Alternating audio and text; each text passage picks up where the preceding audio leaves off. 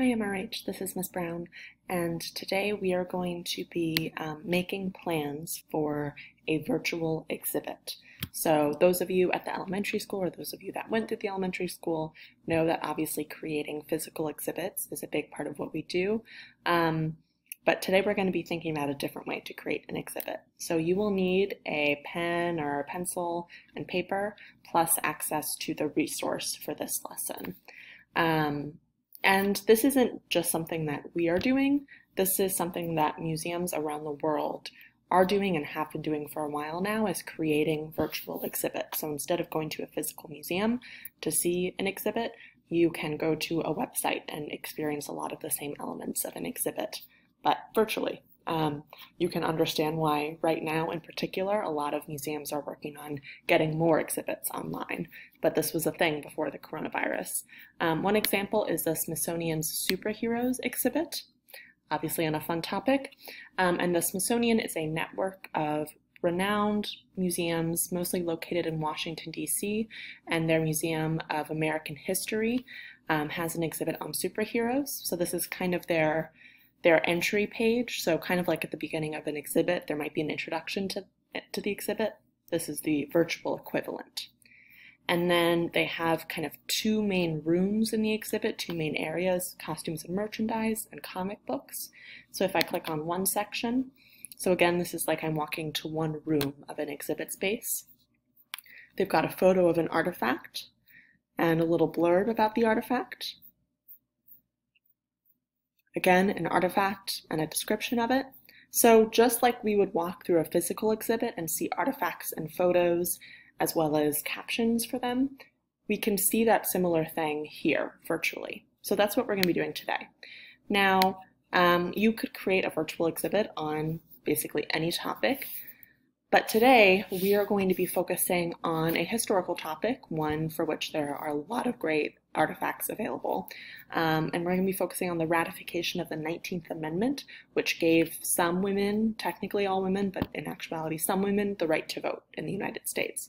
As we will see, this amendment was ratified to about 100 years ago this year. So we're living in the 100-year anniversary of the 19th Amendment. And then we'll talk about some strategies to use to create a virtual exhibit plan. So first, before we jump into reviewing this historical topic, which some of you might be familiar with, some of you might not, some key terms. Suffrage is the right to vote. To enfranchise someone or a group of people is to give that person or group the right to vote. An amendment is an addition or a change to a constitution or other legal document. And to ratify is to formally agree to or add to. So this, the ratification process is the process used to add an amendment to the U.S. Constitution. So we'll talk a little bit about that ratification process later. So because we're focusing on an amendment that was ratified that gave women the right to vote, these are all pretty key terms for us. So this is going to be a super quick overview of what is a very complicated series of events in U.S. history. I hope that you're curious about this and able to do some more reading about it, but this is just a quick overview so that you know enough to make sense of the artifacts that you have access to and start putting together a virtual exhibit.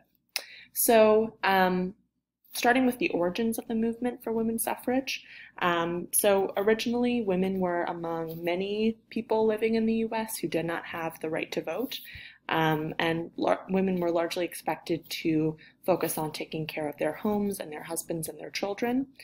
In 1848, Elizabeth Cady Stanton and Lucretia Mott organized the first major women's rights gathering at Seneca Falls in New York, and during this meeting, it became clear that getting women the right to vote was something that a lot of women's rights advocates believed was very important, and you can understand why, right? They wanted women to be able to have a say in democratic government and thought that getting women that extra voice and power and say would have a positive effect on other elements of women's rights. And throughout the late 1800s, there were several different organizations and associations and groups working on this.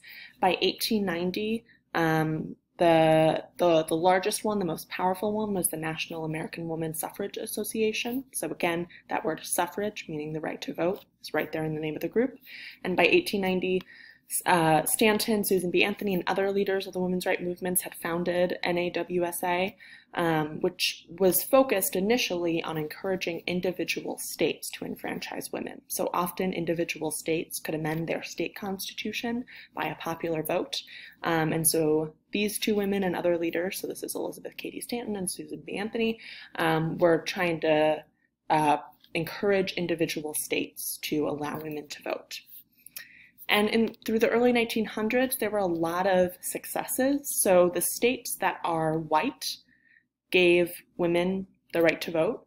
So you can see a lot of them are in the western part of the United States. The states shaded in the darker color had not given women the right to vote as of 1917.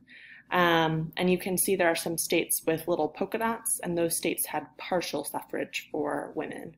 And so what that meant is that women could vote in certain kinds of elections, but not others. So by the early 1900s, by about 1917, we can see that there's definitely a lot of progress being made working state by state. And there were huge public demonstrations that took a variety of forms. So there were protests and parades that drew very large crowds of people. There were some protesters who called themselves silent sentinels. Sentinel is kind of just a synonym for guard.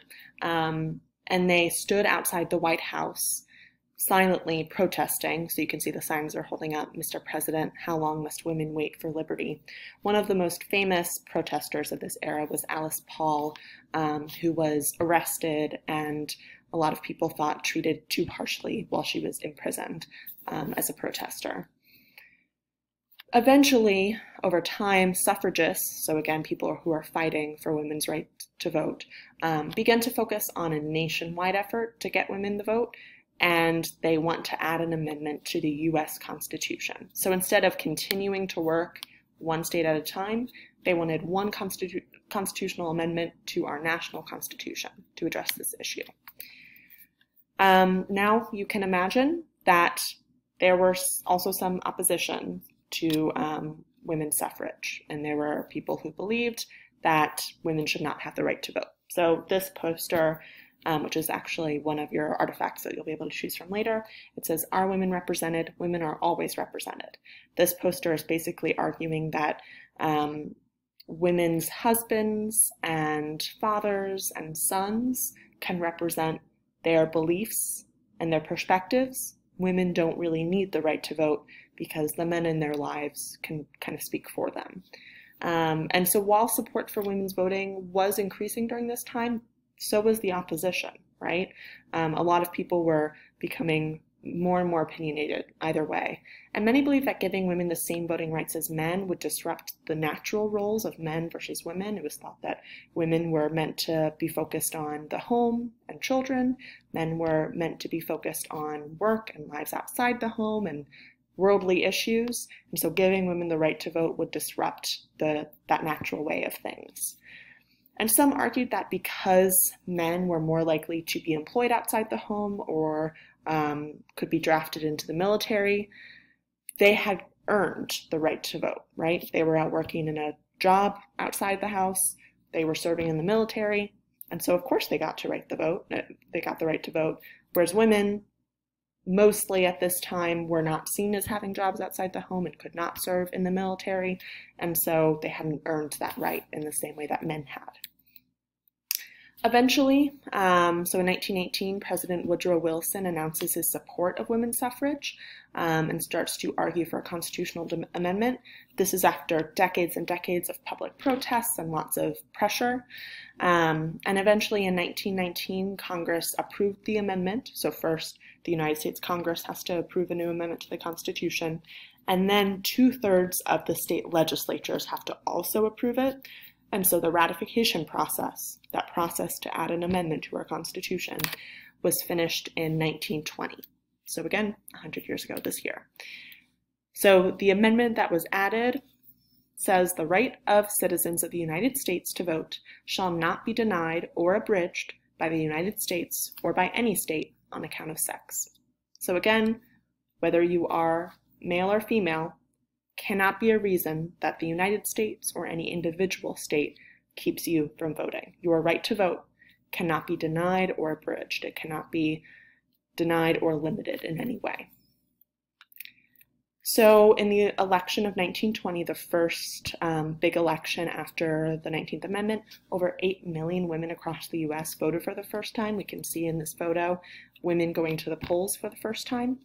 However, there were still other forms of voting discrimination in place, and this amendment did not magically fix them. So many non-white women, especially Black women living in the South, still face discriminatory rules on account of their race that made it hard, in some cases impossible, for them to vote.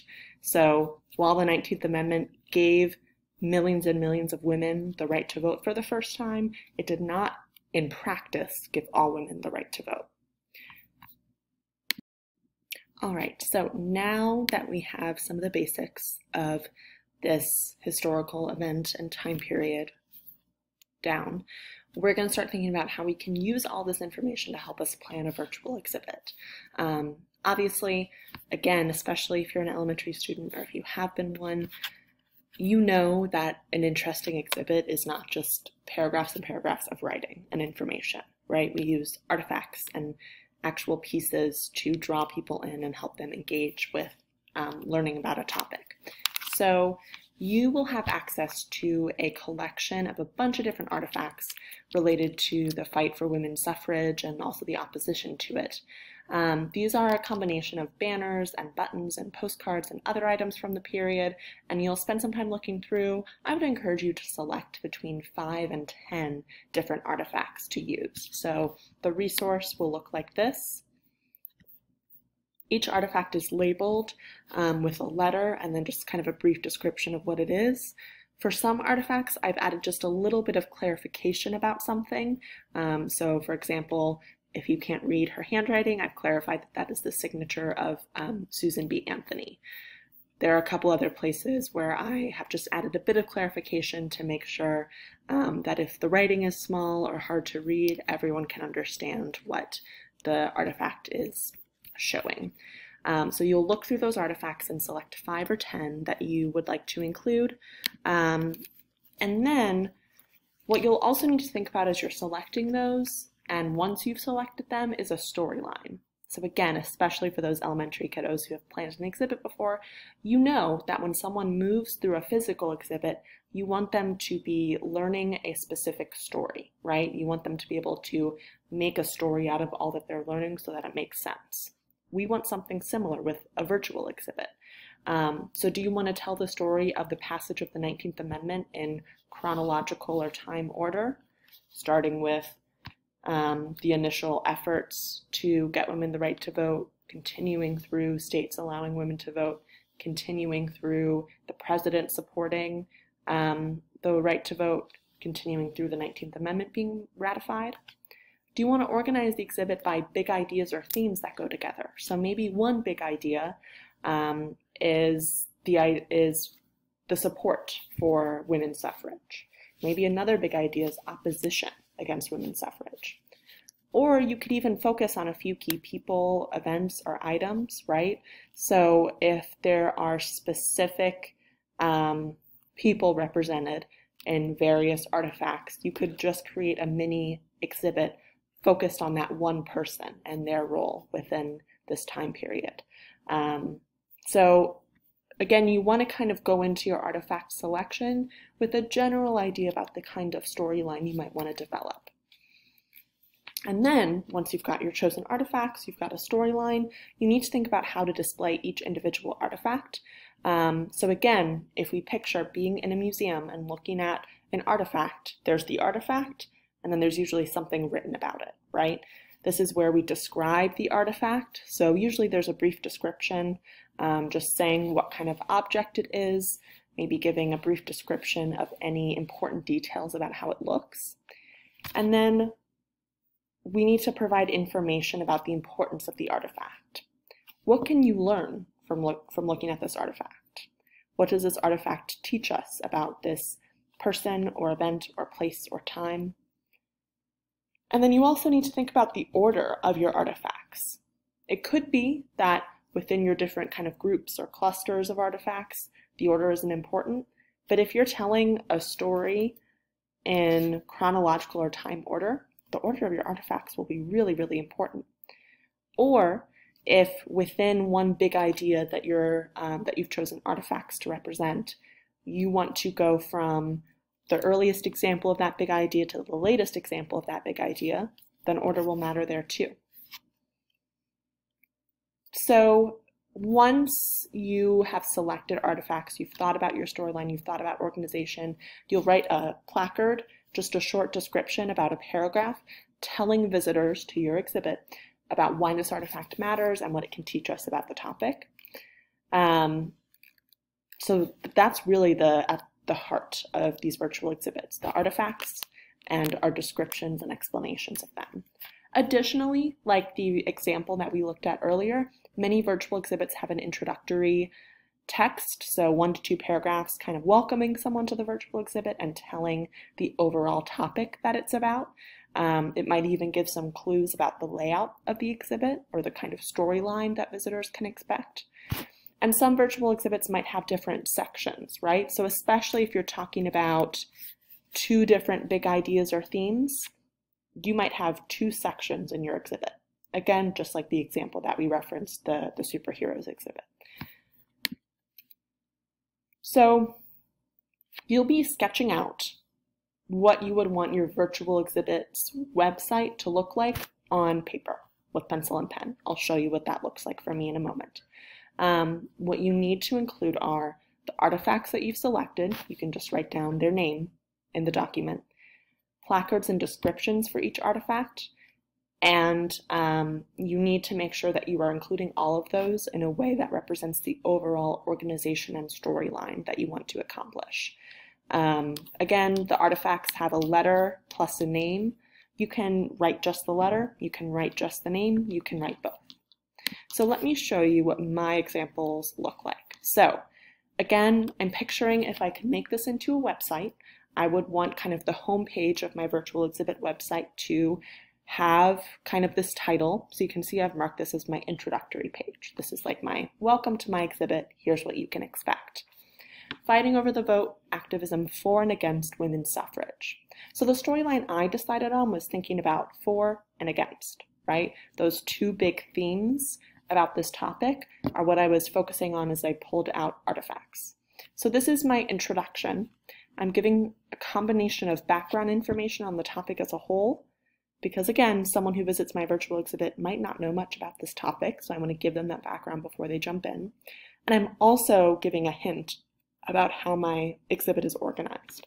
So my introduction says, starting in the late 1840s, the women's right movement quickly focused on enfranchising women.